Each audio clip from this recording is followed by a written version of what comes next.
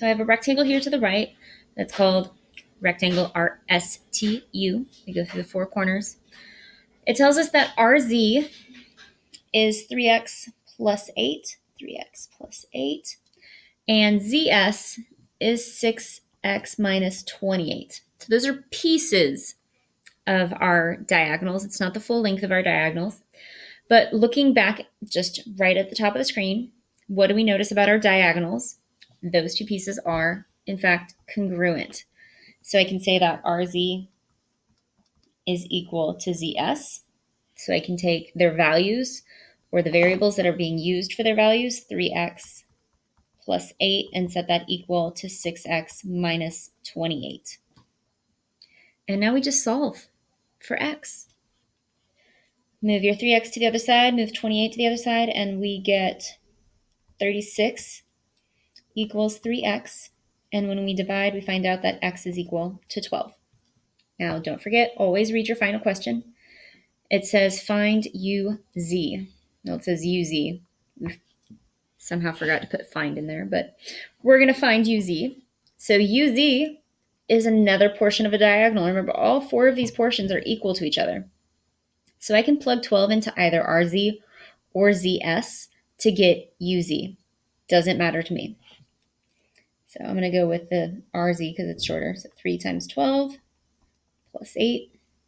3 times 12 is 36.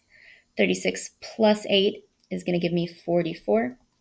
So UZ is equal to 44. Now my next example is using the same triangle. I'm going to go ahead and erase some of this stuff. I'm going to leave my diagonal markings here just to kind of remember what we have done. And I'm going to look at if RS, which is the side length, is 12, and RT, the diagonal, okay, maybe I will get rid of this diagonal stuff. It's going to get in the way. RT, the diagonal, is 13. Find ST right over here.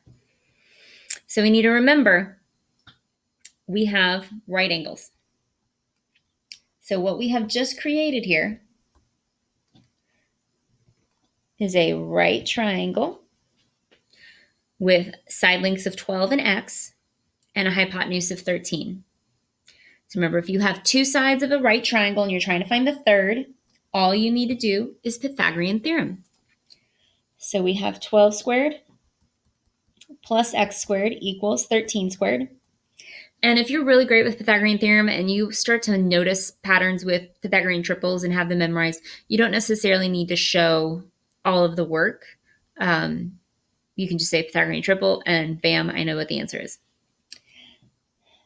144 plus x squared equals 169. I'm going to subtract those from each other and I get x squared equals 25.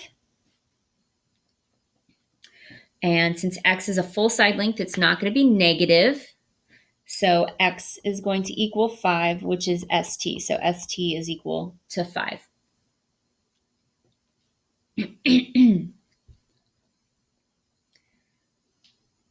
All right, we'll do one more example with that same shape. I'm going to go ahead and get rid of some of this information so it doesn't confuse me for my next problem. And we're going to look at RT, which is the full diagonal, is 5x plus 8.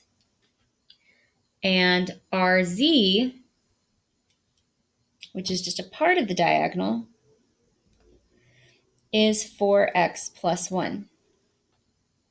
Now remember, glance back up at the top. What do you know about the little pieces of your diagonals? The parts that get bisected. They're all congruent. So again, these are all congruent to each other. So RZ is half of RT. So in order to solve, I could double RZ. I could say that RZ times 2 is equal to the whole length of RT. Right? Yeah. Z is acting as like a midpoint for RT, just cutting it in half. So I can double RZ to be the same as ZT and make the whole length RT. So I'm going to take RZ and multiply by 2. So that gives me 2 times 4x plus 1 is going to be equal to 5x plus 8. I'm going to go ahead and distribute, and I'm going to have 8x plus 2 equals 5x plus 8. Bring this up here to the top. I'm going to move my x's to one side, my numbers to the other. It's going to give me 3x equals 6. Divide by 3, and x is equal to 2. It asks me to find zt. Highlight all my finds there. It asks me to find zt, which is the same as rz. They are congruent. So if I plug 2 into 4x plus 1, that is also going to give me the length of zt. So 4 times 2 plus 1. 4 times 2 is 8, plus 1 is 9. So zt is 9.